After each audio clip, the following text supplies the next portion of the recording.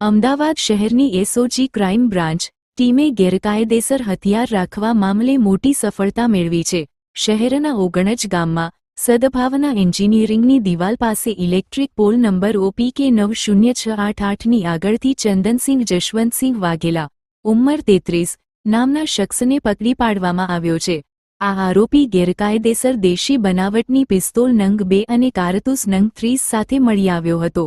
મદદરૂપ બાતમીના આધારે પોલીસ સબ ઇન્સ્પેક્ટર ND નકુમની ટીમે મદદનીશ police commissioner SOG crime branch તથા પોલીસ સબ ઇન્સ્પેક્ટર VH જોશીના સુપરવિઝન હેઠળ આ કાર્યવાહી કરી હતી। મળી આવેલા હથિયારોની કિંમત 50,000 રૂપિયા અને કારતૂસની કિંમત 4,500 રૂપિયા છે। આરોપી વિરુદ્ધ આર્મ્સ એક્ટ 25, 1B, A, 29 તથા GP એક્ટ કલમ 135(1) હેઠળ ગુનો દાખલ કરવામાં આવ્યો છે।